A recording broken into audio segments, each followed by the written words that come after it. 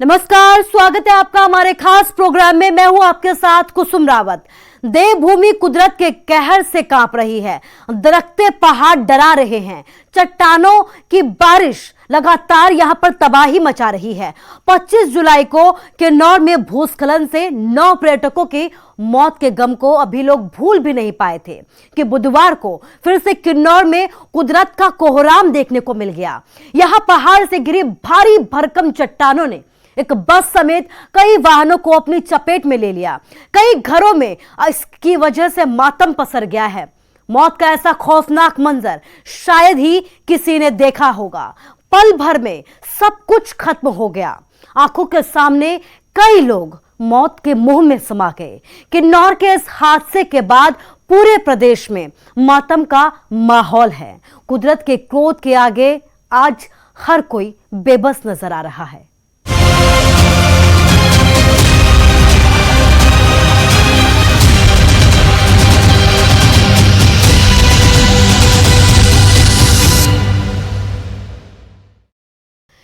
हिमाचल प्रदेश के किन्नौर में एक बार फिर भीषण भूस्खलन में कई लोगों की जानें चली गई।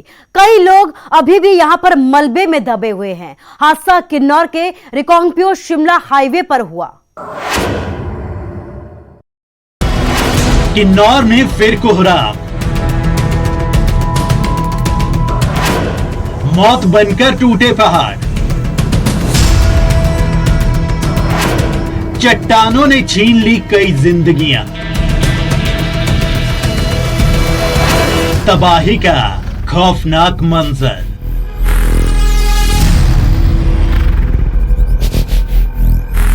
पहाड़ों में मौत का तांडव रुकने का नाम नहीं ले रहा। पहाड़ दरक रहे, चट्टाने गिरने का सिलसिला थम नहीं रहा।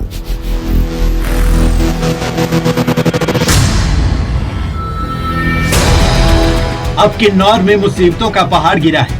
हिमाचल प्रदेश के किन्नौर में बुधवार को एक बार फिर लैंडस्लाइडिंग होने से बड़ा हादसा हो गया।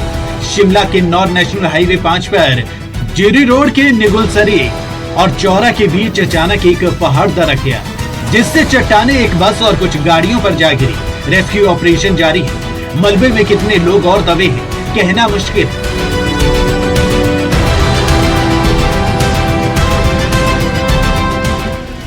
हादसे का शिकार हुई एचआरटीसी की बस का भी मलबा मिल गया है। स्थानीय प्रशासन, पुलिस और एनडीआरएफ की टीमें रेस्क्यू में जुटी हैं। वहीं आईटीबीपी को भी रेस्क्यू ऑपरेशन के लिए बुलाया गया।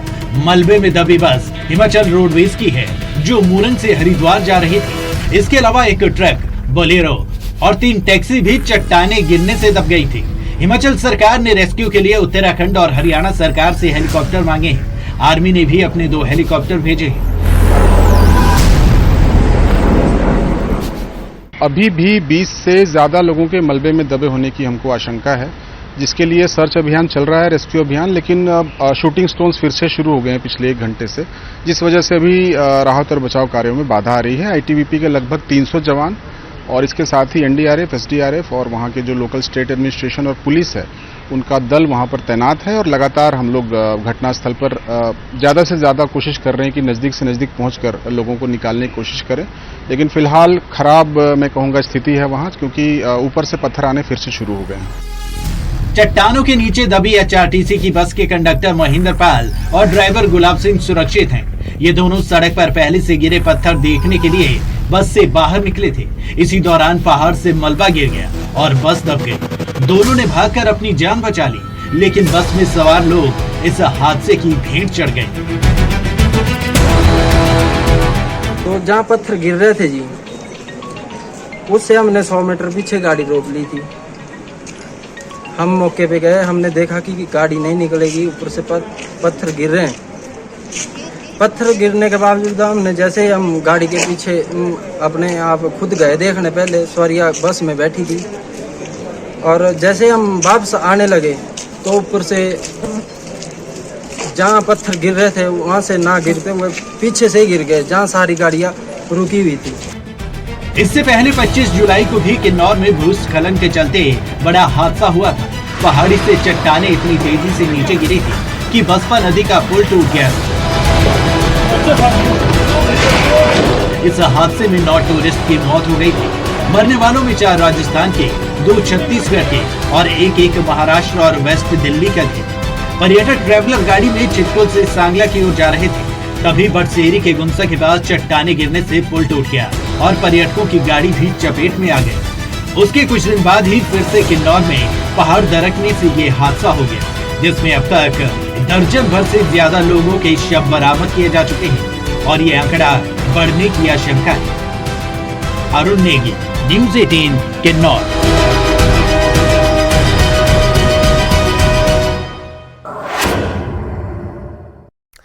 किन्नौर हादसे के रोंगटे खड़े कर देने वाली तस्वीरें सामने आई हैं। मौत का ऐसा खौफनाक मंजर शायद ही पहले किसी ने देखा होगा। इस हादसे के बाद पूरे हिमाचल में शोक की लहर है। मुख्यमंत्री और राज्यपाल ने इस हादसे पर दुख जताया है, तो वहीं सदन में 2 मिनट का मौन भी रखा गया।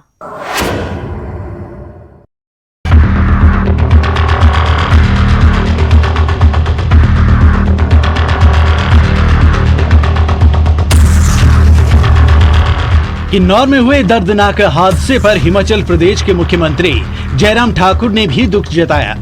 सीएम ने कहा कि कितने लोग लापता हैं, इसका सही से अंदाजा नहीं लगा पा रहे हैं, लेकिन सेना ने भी मदद का ऑफर दिया है और मौसम साफ होते ही सेना का चॉपर भी रेस्क्यू ऑपरेशन में शामिल हो जाएगा।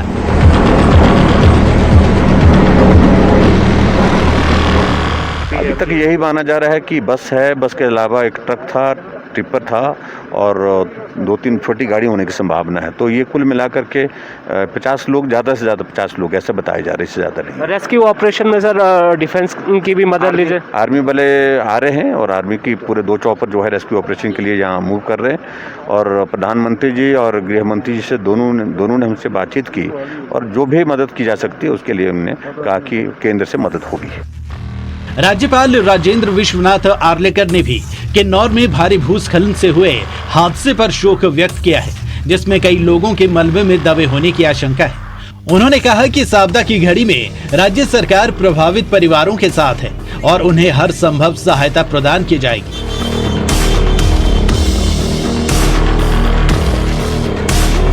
संसदीय कार्य मंत्री सुरेश भारद्वाज ने किन्नौर हादसे पर सदन में जानकारी देते हुए बताया कि सारी रात रेस्क्यू ऑपरेशन चला है और गुरुवार सुबह 8:30 बजे तक दर्जन भर से ज्यादा शव बरामद हुए। 13 से ज्यादा घायलों को रेस्क्यू किया गया, लेकिन कितने लोग लापता हैं, इसकी जानकारी अब तक नहीं मिल पाई है। विपक्ष ने भी सदन में हादसे के पीड़ितों के प्रति संवेदना प्रकट की। कांग्रेस विधायक आशा कुमारी ने ये भी कहा कि सड़क निर्माण में सावधानी बरती जानी चाहिए। जहां कांग्रेस ने सड़क निर्माण में बरती जा रही लापरवाही और मनमानी की तरफ सरकार का ध्यान खींचकर ये जताने और बताने की कोशिश की है कि हिमाचल के ऊपरी इलाकों में हो रहे सड़क निर्माण कार्य आए दिन होने वाले इन हादसों का बड़ा कारण है, तो वहीं माकपा विधायक राकेश सिंघा ने पीड़ितों के प्रति संवेदना व्यक्त करने के साथ साथ सरकार से रेस्क्यू ऑपरेशन में देरी पर जवाब मांगा।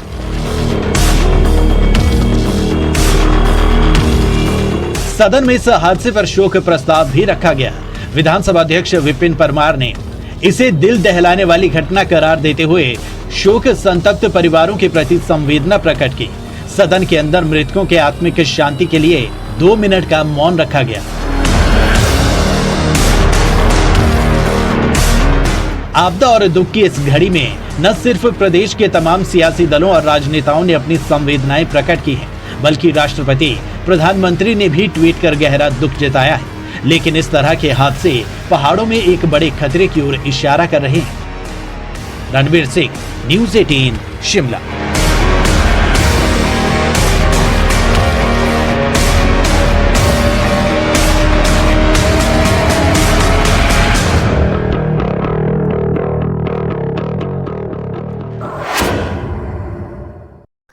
हिमाचल प्रदेश के किन्नौर जिले के निगुलसरी में नेशनल हाईवे 5 पर एक पहाड़ी दरकने से उसके मलबे के नीचे वहां से गुजर रहे कई वाहन आ गए। चट्टानों की चपेट में सवारियों से भरी एक बस भी आ गई। बार बार पहाड़ से बरसने वाले मौत के बाद अब यह सवाल उठने लगा है कि आखिर ये पहाड़ क्यों दरक रहे हैं, आखिर ये कुदरत अपना कहर क्यों दिखा रही है, या फिर ये इंसान का कुदरत के साथ छेड़छाड़ का परिणाम है।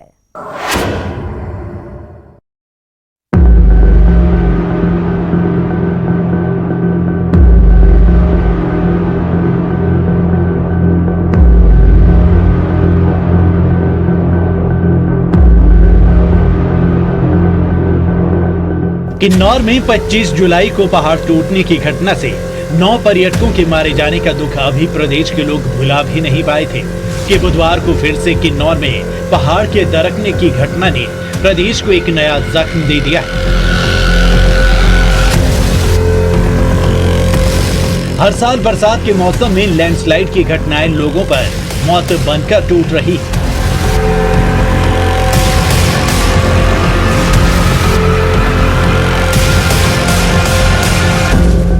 पिछले 2 सालों के भीतर प्रदेश में 47 लैंडस्लाइड की घटनाएं घट चुकी हैं। इसमें 2020 में 16 लैंडस्लाइड की घटनाएं घटी थी।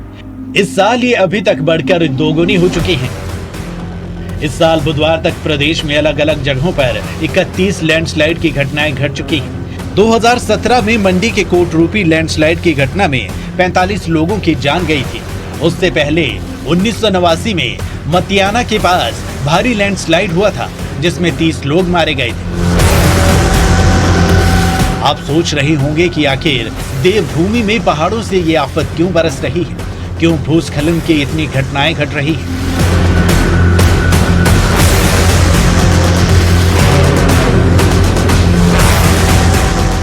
इसके पीछे एक अहम कारण तो ये है कि बारिश के दिनों में ये हादसे ज्यादा होते हैं। इसका कारण ये है कि चट्टानों की दरारों में बारिश का पानी भरने से पत्थरों की पकड़ ढीली होने से चट्टानें खिसक जाती हैं और पहाड़ दरकने लगते हैं। इससे भूस्खलन की घटनाएं बढ़ती हैं। ये तो कुदरती कारण है, लेकिन जो तबाही पिछले कुछ सालों में हिमाचल में देखने को मिल रही है, उसके पीछे इंसानी कारण है। विकास के नाम पर पिछले कुछ सालों से पहाड़ों का सीना छलनी किया जा रहा है। किन्नौर जैसे ऊपरी इलाकों में बनते हाईवे, सुरंगों के कारण पहाड़ों में ब्लास्टिंग की जा रही है। इसके तरीके पर स्थानीय लोग, कई एनजीओ सालों से सवाल उठा रहे हैं, लेकिन फिर भी बिना वैज्ञानिक तरीकों के कई जगहों पर काम जारी है। उसका परिणाम ये हादसे हैं।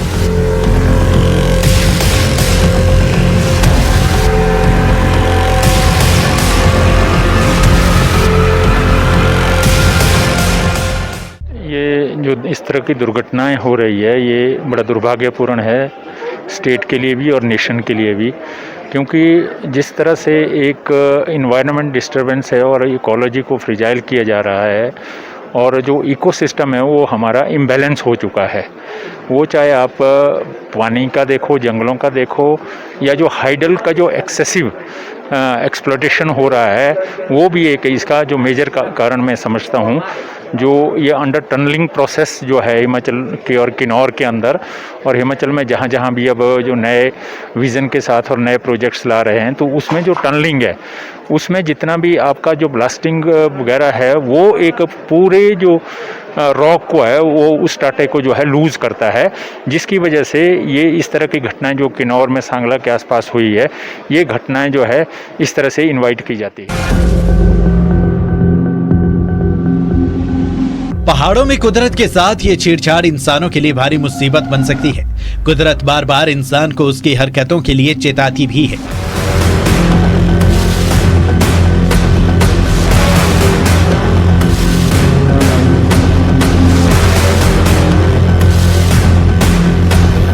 कभी भारी बारिश, कभी बादलों का फटना, कभी लैंडस्लाइड, लेकिन फिर भी प्रकृति का दोहन किया जा रहा है। उसका परिणाम सबके सामने है। पहाड़ों से मौत बरस रही है।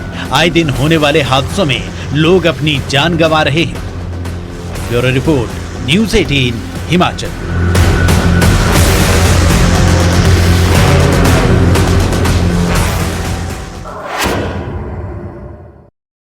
और फिलहाल के लिए हमारे इस खास प्रोग्राम में बस इतना ही, लेकिन हम आपसे यही कहना चाहेंगे कि अपना ख्याल रखिए। नमस्कार।